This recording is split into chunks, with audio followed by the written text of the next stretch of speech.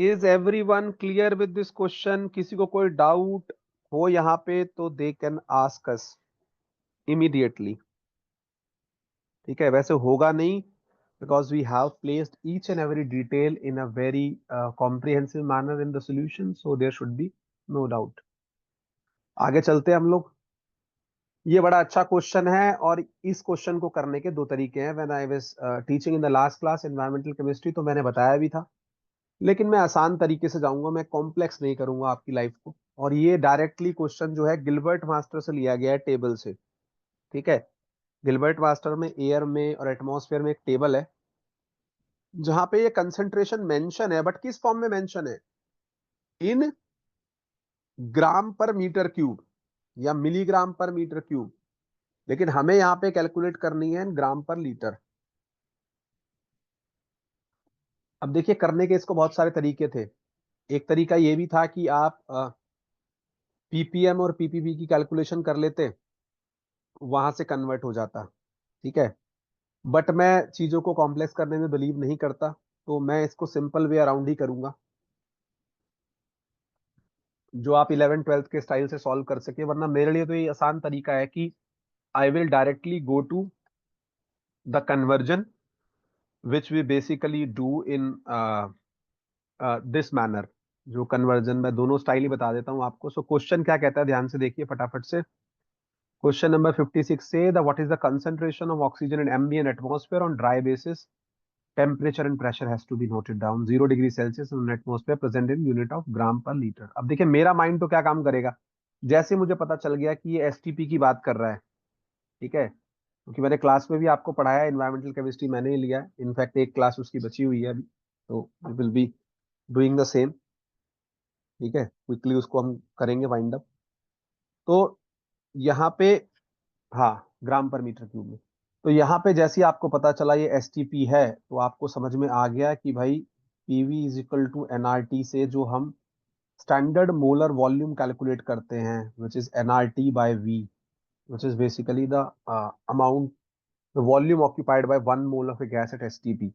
तो ये जो एसएमवी आता है निकल के, वो 22.4 लीटर आता है जब आपका एसटीपी होता है। ठीक है ना? This is the volume occupied by 1 mole of a gas. ये तो सबको पता है।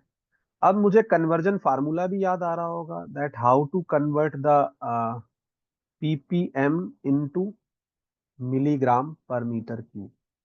ये मुझे कन्वर्ट करने के लिए कई बार मिल जाता है चीज। ठीक है ना?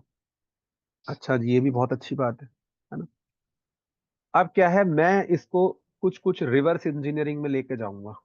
रिवर्स इंजीनियरिंग में मैं कैसे लेके जाऊंगा? पहले तो मुझे पता होनी चाहिए कि अगर आप ये कह रहे हैं कि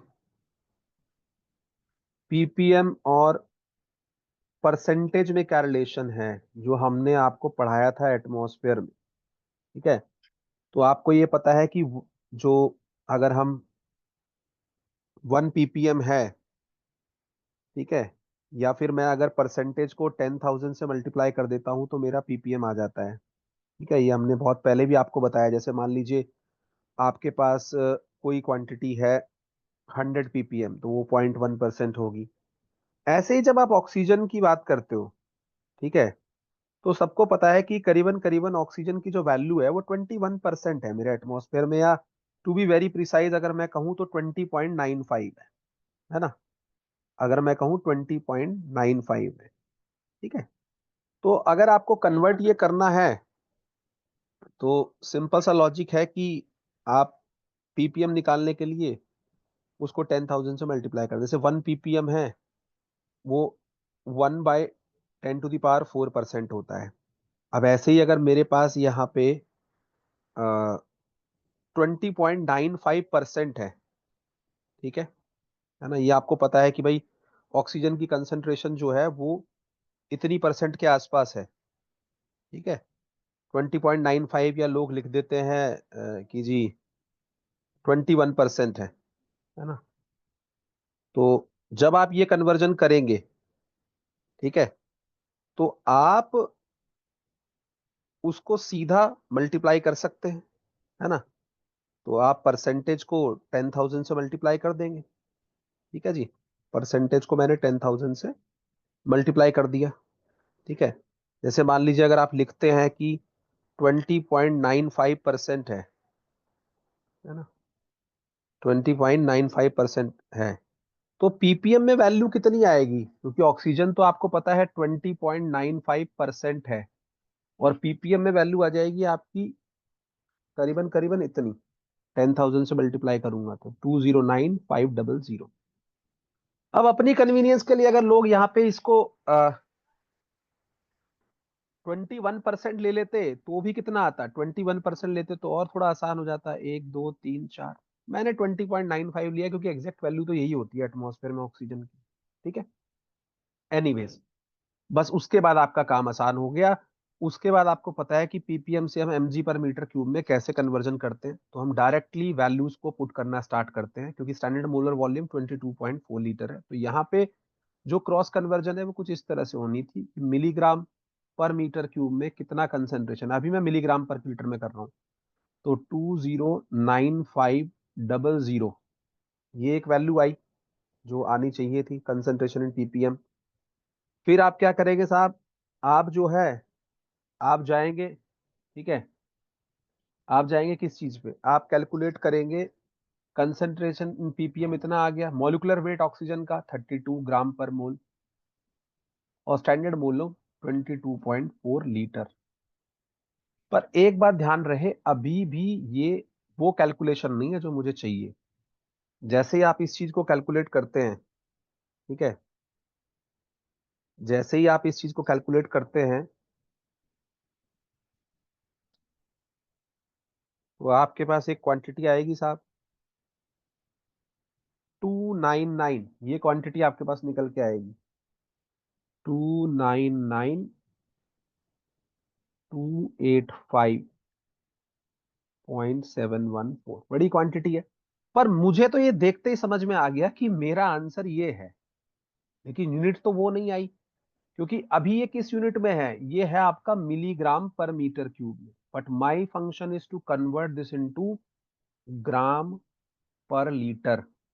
अब यहाँ पे आपको मिलीग्राम को ग्राम में कन्वर्ट करना पड़ेगा, ठीक है ना, ग्राम को मिलीग्राम में कन्वर्ट करना पड़ेगा, और उसके बाद मीटर क्यूब को लीटर में कन्वर्ट करना पड़ेगा। तो जब आप मिलीग्राम को ग्राम में कन्वर्ट करेंगे तो आपको क्या करना पड़ेगा, 10⁻³ से मल्टीप्लाई करना पड़ेगा, और ये भी कन्वर्जन आपको पता होनी चाहिए कि 1 metre cube is equal to 1000 litre,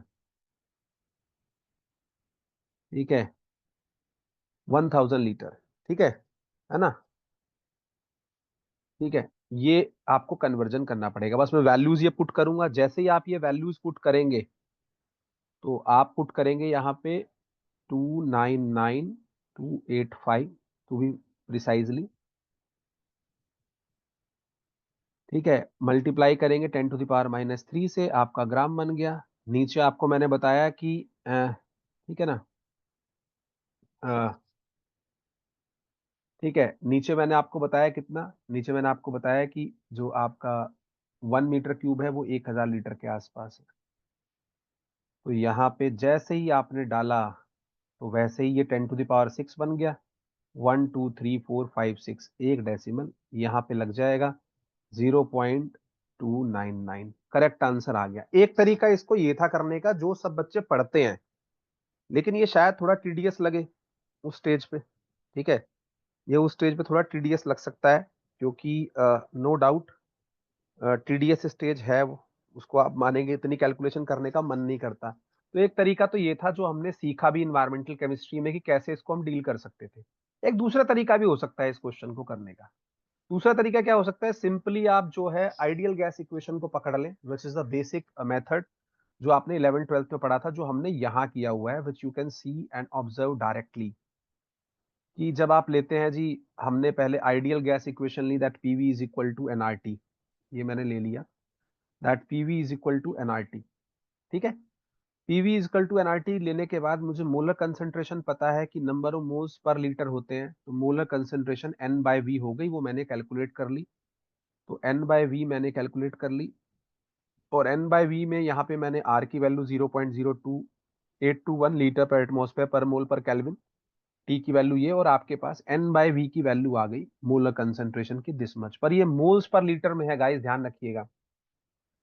और किसी भी मोल्स को अगर आपको ग्राम में कन्वर्ट करना होता है तो आप उसके मॉलिक्यूलर वेट से मल्टीप्लाई करते हैं। तो हमने पहले तो हम इसकी परसेंटेज से मल्टीप्लाई करेंगे, क्यों? क्योंकि ऑक्सीजन के लिए पूछा है, एयर के अंदर कितनी होगी, तो ऑक्सीजन का फ्रैक्शन इतना होता है परसेंट में। पहले आप परसेंटेज से मल्टीप्लाई करेंगे ऑक्सीजन की, क्योंकि ऑक्सीजन के लिए पूछा है, एयर के लिए तो नहीं पूछा।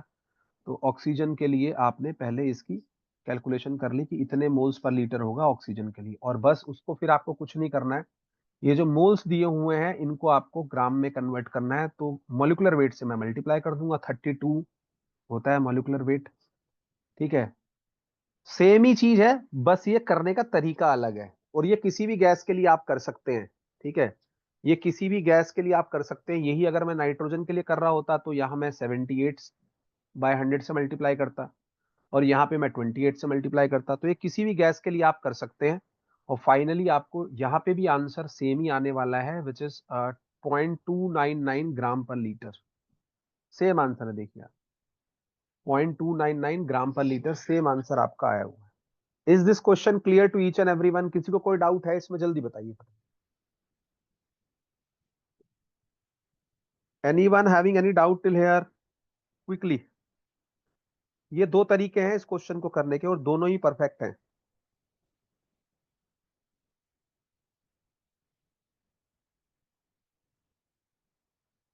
क्लियर है ये? क्लियर। चलिए, now let's move to the next question. अगला क्वेश्चन भी ज्यादा मुश्किल नहीं है, सिंपल ही है, और रिपीटेड क्वेश्चन है, पिछली बार भी आया था जून में।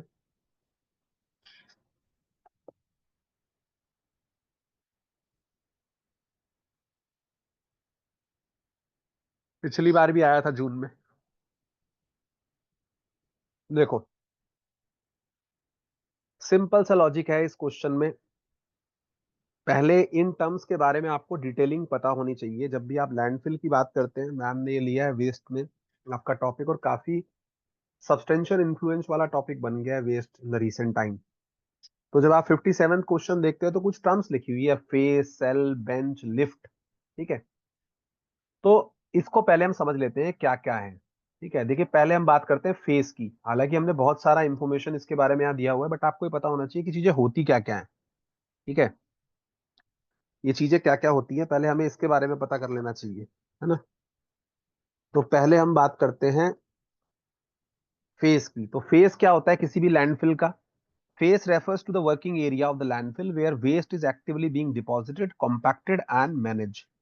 तो जहां पे लाके आप उसको डिपॉजिट करते हो, this area is usually kept in small as possible, minimize the environmental impact such as wind blown debris, odour pest and exposure to precipitation।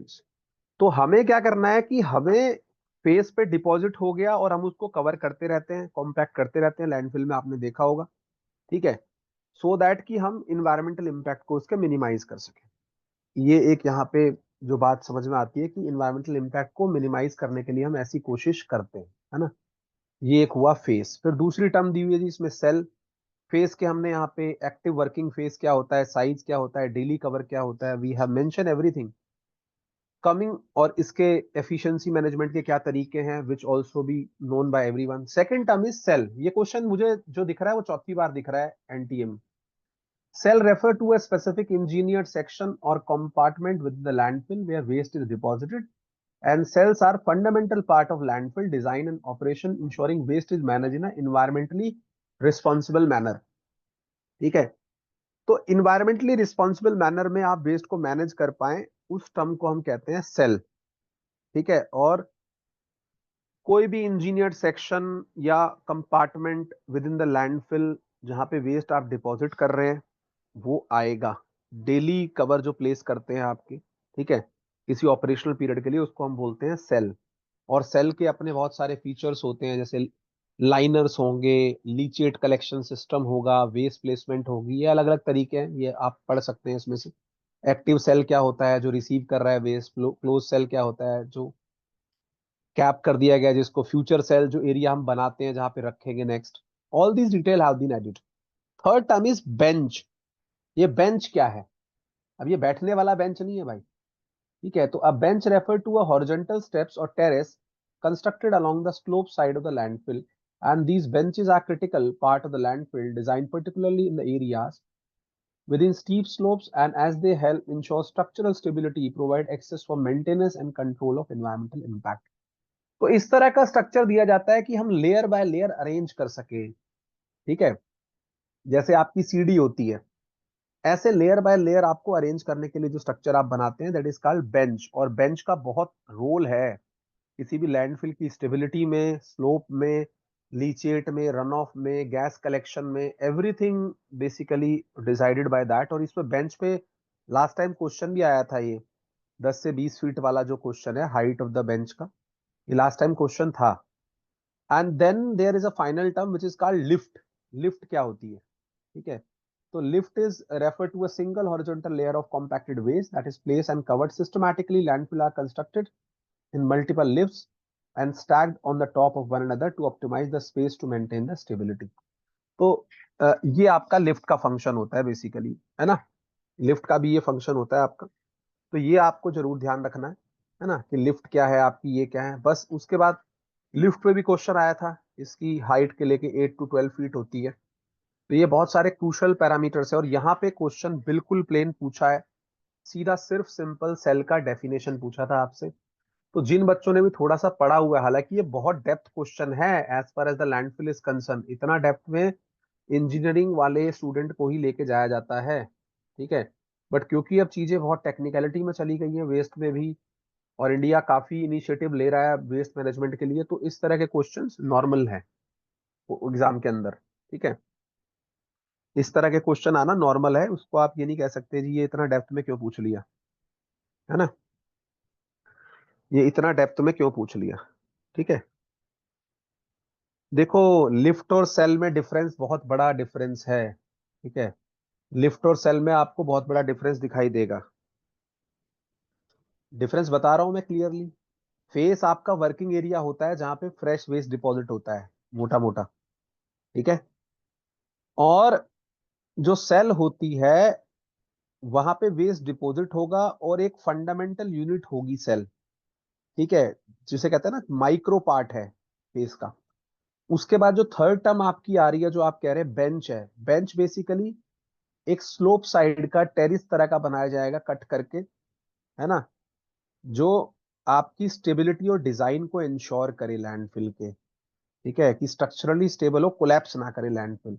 और चौथा जो आपने पार्ट कहा कि लिफ्ट में क्या डिफरेंस है, तो लिफ्ट जो है सिंगल हॉरिजॉन्टल लेयर है कॉम्पैक्टेड वेस्ट की, ठीक है ना। वो आप क्या करेंगे, उसको मल्टीपल लिफ्ट बनाई जाती है एक के ऊपर एक, जैसे फ्लोर चढ़ते हैं ना आप, ऐसे मल्टीपल हम लिफ्ट बनाते हैं, ठीक है। और उसके बीच में स्पेसिंग कितनी करनी है, स्टेबिलिटी कैसे मेंटेन रहेगी, वो चीज हम देखते हैं। ये लिफ्ट में और सेल में डिफरेंस है। तो ये जब आप पूरा डिटेल देखेंगे तो आपको समझ में आएगा कि हाँ ये दोनों स्ट्रक्चर अलग अलग हैं। यहाँ पे जो चीज पूछी गई है in question number 57, that is quite simple. And they said the solid waste and daily cover place in a landfill during one operational period.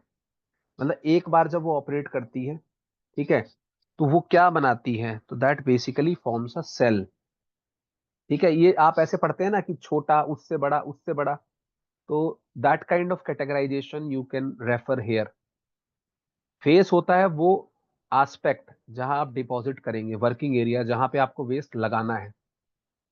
Cell उसका सबसे छोटा सेक्शन है, उससे ऊपर जाएंगे बेंच बनेगा, फिर थोड़ा ऊपर जाएंगे तो शायद आपकी लिफ्ट कंस्ट्रक्ट होगी। ये समझ में आया सबको, मित्तल खत्री को और प्रिया पाठक को? जब आप डिटेलिंग देखेंगे तो आपको समझ में आ जाएगा कि ये ऐसे बढ़ रहे हैं एक के ऊपर एक, ठीक है। प्रिया पाठक को क्लियर है? जल्दी से बताएंगे क्विकली, ठीक है ना। पर डिटेलिंग सारी देखेंगे तो खुद ही समझ में आ जाएगा कि भाई ये ऐसे चल रहे हैं हम, जैसे होता है ना बॉडी के अंदर cell, cell to tissue, tissue to organ, organ to organ system, organ system to organism. तो यहाँ पे भी लैंडफिल जो पूरी है वो सबसे बड़ी यूनिट है, ठीक है। तो उसको हमने बाइफरकेटेड किया है फर्दर पार्ट्स में। भाई सेल के बाद तो आपका जो बेसिकली जो है बेंच आना चाहिए। देखो हाइट भी तो मेंशन है, ये पैरामीटर आपने शायद देखे नहीं, ये टेक्निकल पैरामीटर से डिफरेंशिएट होते हैं। ठीक है, देखो कैप सिस्टम लगती है, फाइनल कैपिंग लगती है सेल के ऊपर, सेल के ऊपर आपने मिट्टी डाल दी, ठीक है ना। अब क्या है, उसमें एक्टिव सेल है जहां से आप डाल रहे हो, एक क्लोज सेल है और एक फ्यूचर सेल है, ठीक है, जिसपे हम डालेंगे। उसके बाद जो आपने बोला कि बेंच है, तो बेंच आपकी स्लोप स्टेबिलिटी के लिए, और इसमें हाइट दी हुई है कि 3 से 6 मीटर तक होती है ना, विड्थ है, ये है।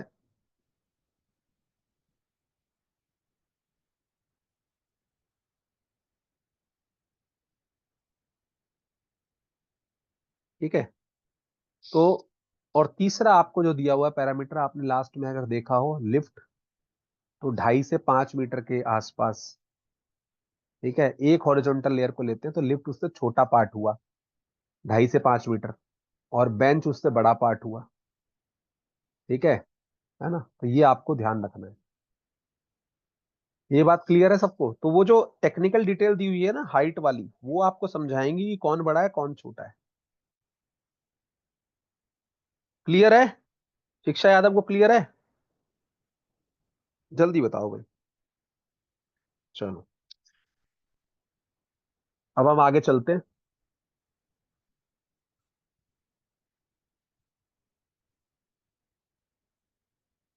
नेक्स्ट क्वेश्चन को देखते हैं गाइस।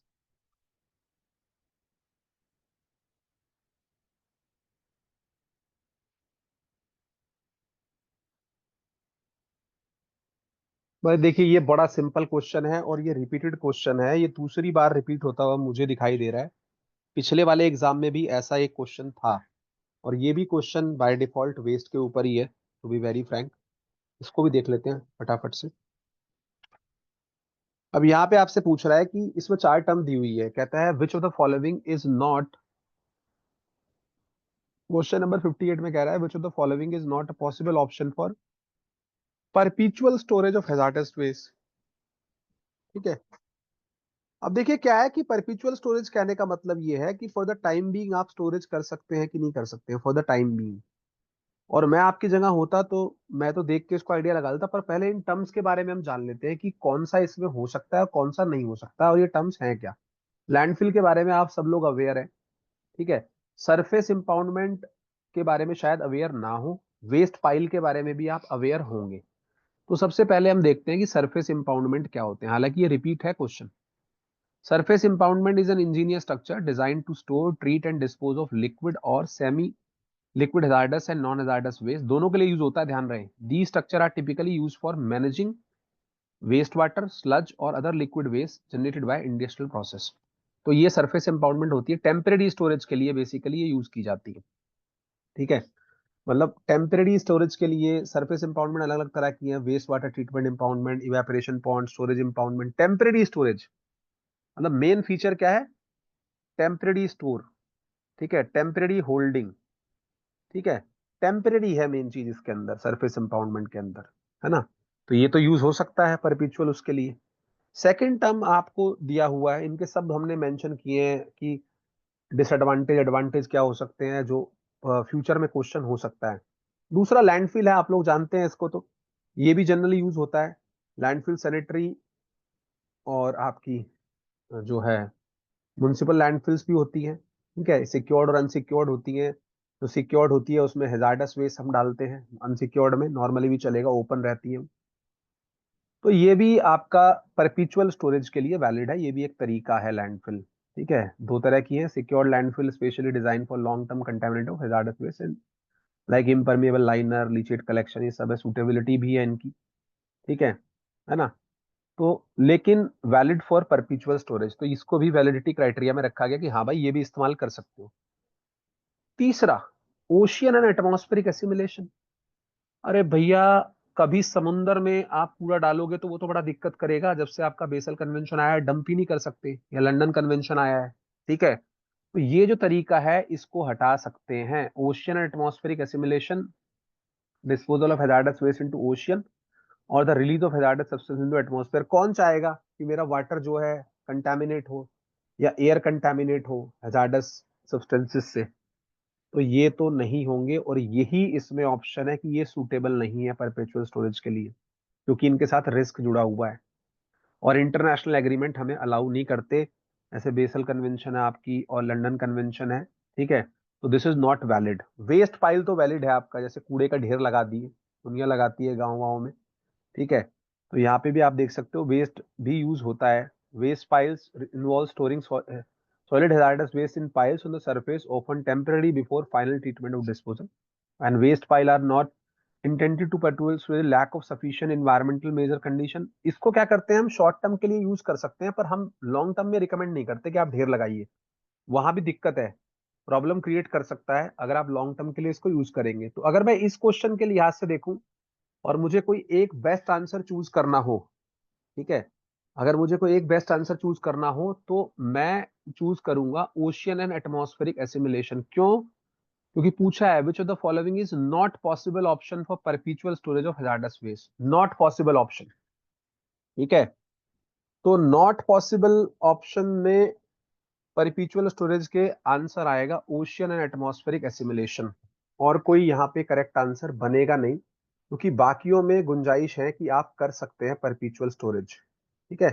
तो ocean and atmospheric assimilation is the correct answer for same, right. So third is the correct answer, ठीक है। जो थर्ड आंसर है वो आपका करेक्ट आंसर में काउंट होगा guys. Is it clear to each and everyone? Anyone having any doubt till here? Quickly बताइए।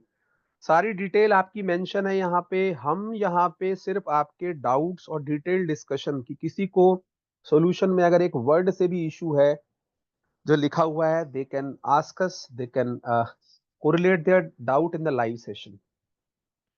Clear है सबको? किसी को कोई डाउट हो तो बता सकते हैं भैया। All the people, Akanksha, Anjali, Divya, Guddi Sharma, Hina, Karuna, क्रिंसो Ruma, Mital Khatri, Priya Pathak, Rashmi, Shiksha Yadav, Saurabh Roy Chaudhary, Vijeta, Yuganshi and all other people who are sitting here. Quickly discussion आप लोगों के लिए है गाइस, ये मेरे लिए नहीं है। मैं तो जब डिजाइन कर रहा था, लिख रहा था, तब भी मैंने इस पे बहुत होमवर्क कर लिया। आप लोगों के लिए है तो you have to tell me. Now let's move to the next question which is also from waste, right. अगला क्वेश्चन भी बहुत अच्छा क्वेश्चन है और पहले ये एक बार रिपीट हो चुका है। टेबल हमने लास्ट एग्जाम में दी थी आपको कि भाई किस तरह की प्लास्टिक कहाँ पे यूज होती है। तो बेसिकली ये वाले क्वेश्चन में मेन चीज वही पूछी गई है कि किस प्लास्टिक को आप किस कैटेगरी में डाल सकते हैं, ठीक है। मैं वन बाय वन ही डिस्कस करूंगा ऑप्शंस को, and then we will come to a conclusion, ठीक है, कि क्या यहाँ पे हो सकता था, ठीक है, जो पॉसिबल आंसर था, ठीक है ना। तो यहाँ पे एक सबसे अच्छा हिंट था, अगर किसी को भी कोई दिक्कत हो रही होती तो एक हिंट यहाँ पे बड़ा अच्छा था, ठीक है।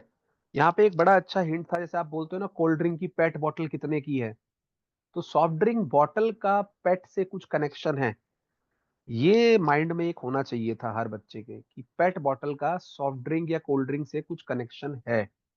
तो मैं अगर आपकी जगह होता तो मैं तो इस हिंट को पकड़ लेता कि पेट बॉटल सॉफ्ट ड्रिंक से कहीं ना कहीं, कोई भी कोक, थम्स अप, पेप्सी आप खरीदते हैं उससे कहीं ना कहीं कोरिलेटेड है, और मेरे दो ऑप्शन यहाँ पे एलिमिनेट हो जाते अगर मैं ऐसा कर लेता, ठीक है। तो मेरे यहाँ पे दो ऑप्शन उससे एलिमिनेट हो सकते थे। एनी हाउ, मैं पहले दूसरी चीजों की बात कर लेता हूँ जो इस क्वेश्चन में मेंशन है। क्वेश्चन बहुत सिंपल है, ठीक है। क्वेश्चन सिंपल क्या है, match the list one and list two, ठीक है। Match list one and two, इन दोनों को हम मैच कर लेते हैं। देखिए,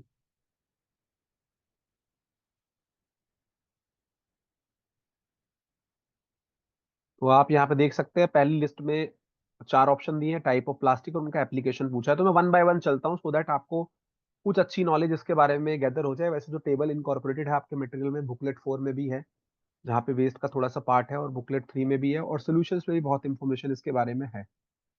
पहला ऑप्शन कहा गया आपको पेट या पीईटी, तो ये फुल फॉर्म रहता है इस पॉलीमर का, पॉलीइथाइलिन पैथेलेट, राइट। इसको पेट बॉटल आप कहते हो, commonly refer to as PET and widely use for the manufacturing of soft drinks and water bottles.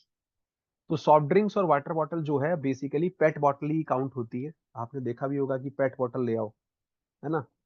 तो ये पेट बॉटल के अंडर में ही आपकी आती है दोनों चीजें, राइट। ये एक तो आपको ध्यान रखना है कि पेट बॉटल में ये काउंट होती है ना।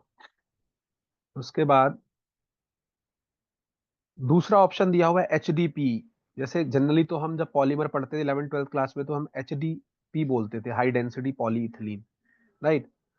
तो ये जो HDP है, जिसको आप, जो अच्छी क्वालिटी का प्लास्टिक होता है, जिसको आप हाई डेंसिटी पॉलीथीन बोलते हैं, it is widely use for the manufacturing of milk bottle and types of food safe containers.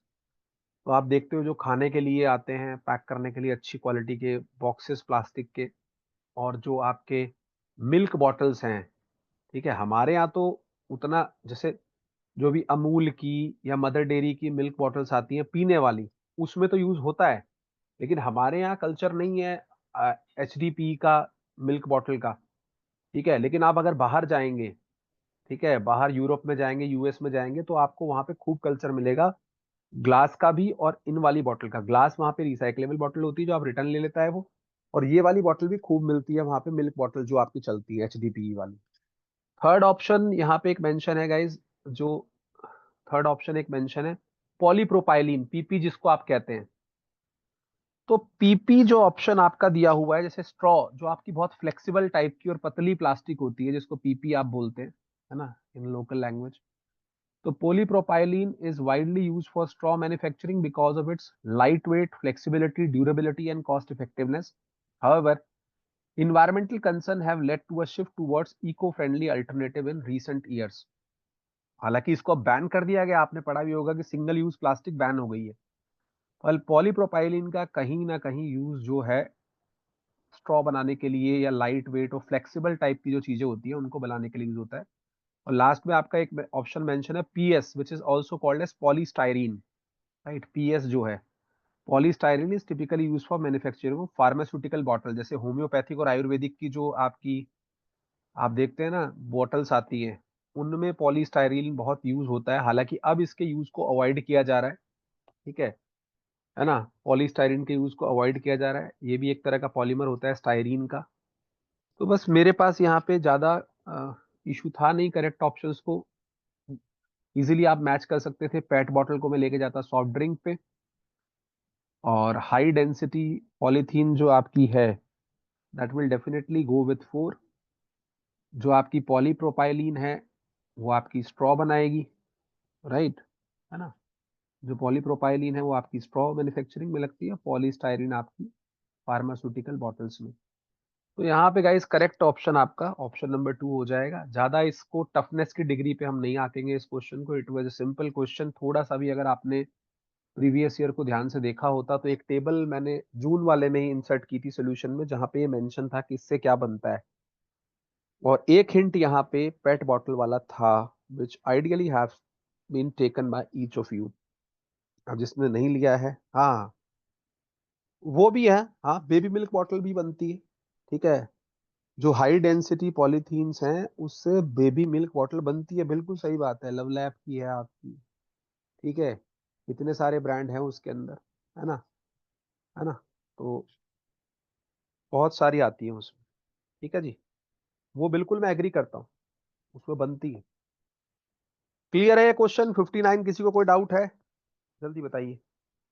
Anyone having any doubt in question number 59? Anyone having any doubt?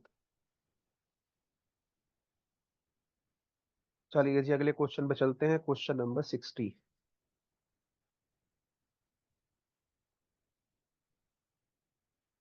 Question number 60, next question is question number 60। Let's move to question number 60।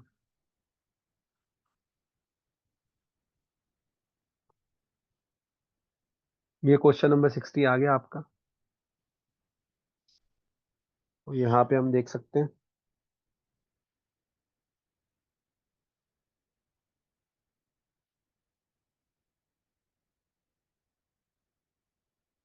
Question number 60। तो यहाँ पे ये question तो आपका simple पेट question है, कम से कम भी 15 से 20 बार ये क्वेश्चन पूछा जा चुका है। फेवरेट रिपीटेड क्वेश्चन है, डायरेक्टली आपकी बुकलेट से है, जहाँ पे हम इन्वर्जन पढ़ाते हैं आपको, या फिर हम ये कह लें कि हम लेप्स रेट पढ़ाते हैं। पहले में आपको कंडीशन दी हुई है, दूसरे में आपको प्लूम बिहेवियर दिया हुआ है। इजिली इसको मैं जज कर सकता था इस क्वेश्चन को, इसमें कोई, मैं ये नहीं कहूंगा कि बहुत हैवी आपको एसेस करना था, है ना। तो बस ये पता होना चाहिए कि लेप्स एलॉफ्ट क्या होता है। तो पहले में जो ऑप्शन में आपको दिया हुआ है कि आपका इन्वर्जन बिलोज लेप्स एलॉफ्ट, तो मैंने ये बताया था कि जब आपकी इन्वर्जन लेयर नीचे बन जाती है स्टैक हाइट से, तो कोई चांस नहीं है कि वापस जो पोल्यूशन है आपका लौट के आएगा, और ऐसे प्लूम को हम लॉफ्टिंग प्लूम कहते हैं। ये आपको अच्छे से बताया गया एकदम। सॉरी। तो एक हिंट तो यहाँ पे ये था कि जब आपकी इन्वर्जन लेयर स्टैक हाइट के नीचे बने और लैप्स ऊपर एलॉफ्ट हो, तो आपका लॉफ्टिंग प्लूम होता है। ठीक है। और दूसरा अच्छा हिंट ये है कि अगर आपका इन्वर्जन लेयर ऊपर बन जाए, ठीक है, तो आपका प्लूम होता है फ्यूमिगेशन टाइप का। ये दो तो लगभग सबको पता ही होते हैं कि फ्यूमिगेशन काफी खराब टाइप का प्लूम होता है, और लॉफ्टिंग प्लूम हमारे लिए सबसे अच्छा है फॉर द डिस्पर्सल पर्पस।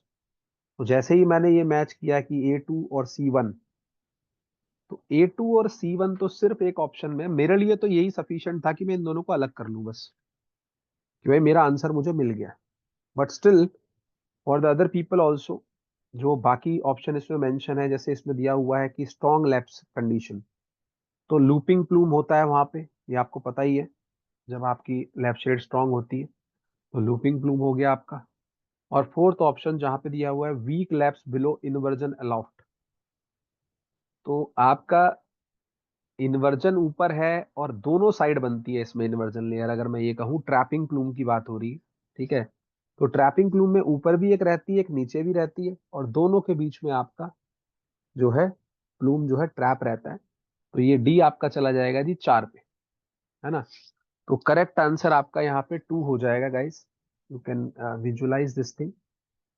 तो यहाँ पे सेकंड है, और दोनों के हिंट बड़े इजी थे इसके अंदर। अगर आप फ्यूमिगेशन और लूप लॉफ्टिंग प्लूम से वापस चलते, कई बार क्या होता है ना, राइट वाले को भी मिला के देखना चाहिए कि क्या फ्यूमिगेशन में इन्वर्जन ऊपर बनता है कि नीचे बनता है। तो इन्वर्जन ऊपर बनता है, नीचे लैप्स बिलो होती है।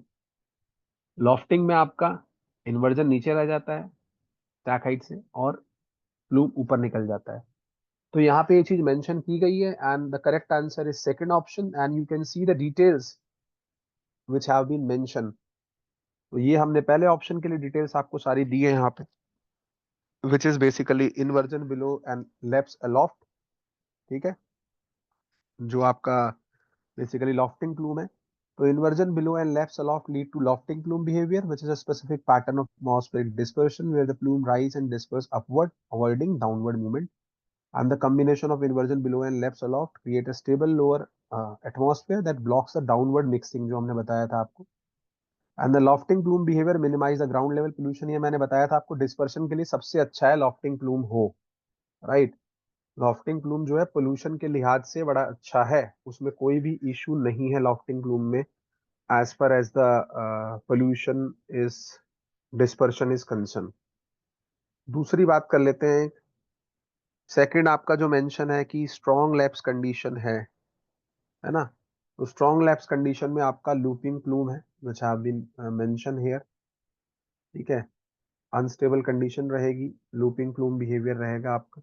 ठीक है, अनस्टेबल एटमॉस्फेयर क्रिएट करता है।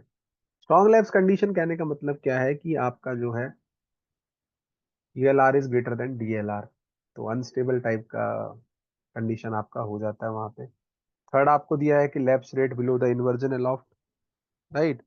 तो फ्यूमिगेशन प्लूम को इंडिकेट कर रहा है कि इन्वर्जन लेयर आपकी ऊपर बन गई है और उसके नीचे सारा स्मोक जो है डिपॉजिट हो रहा है, फ्यूमिगेशन प्लूम। और ये ग्राउंड लेवल के लिए बहुत ही खतरनाक होता है, मतलब जो ग्राउंड पे लोग हैं। ठीक है। एंड फोर्थ वन जो हमने आपको बताया कि ट्रैपिंग प्लूम होता है, कि जहां पे आपको you need not to have, just a minute, so you need not to have anything up and below, दोनों तरफ से इन्वर्जन लेयर कवर कर लेगी। वीक लैप्स रेट, ठीक है, trapping plume behaviour where pollutant are confined within a specific layer of atmosphere leading to limited dispersion, right. तो यहाँ पे आपका ट्रैपिंग प्लूम बन जाता है। और ये सारे तरह के प्लूम्स आपने अच्छे से बुकलेट में कवर किए हुए हैं, जहाँ पे एयर पोल्यूशन हम लोग पढ़ते हैं। तो मुझे नहीं लगता कि इसमें कुछ इशू होना चाहिए था, तो ये इजीली कवर होना चाहिए था question. But anyways, for like अगर किसी ने उसको मिस्टेकनली इनकरेक्ट कर भी दिया है तो you should keep in future कि या तो ये आपका या stability condition each and alternative semester repeat रहेगी, एक दोनों में से कुछ भी एक पूछा जाएगा आपसे, ठीक है ना। तो आज का ये जो डिस्कशन है वो हम यहीं पे स्टॉप करेंगे गाइस। हमारी कोशिश रहेगी कि in the upcoming few sessions we will wind up this paper, right. और डेली हमारा 15 to 12 क्वेश्चन का टारगेट रहेगा। आज हमने 10 ही करे। We will try to wind up it as early as possible so that everyone can enjoy it. और मैं आपसे कहूंगा कि साथ साथ आप एटलीस्ट उतने क्वेश्चन तो पढ़ें जितने डिस्कस हो रहे हैं, क्योंकि बहुत से बच्चे होते हैं उन्हें एक साथ पढ़ने में इशू होता है, तो भैया उसको ब्रेक कर लो आप, राइट। तो ब्रेक करके भी आप उसका अच्छा एडवांटेज ले सकते हो, right. So with this we will stop here. Thank you very much for patience, thanks for being here. We will continue from question number 61 in the upcoming session tomorrow, and do have a good read of these questions at least first, right? Take care, good night.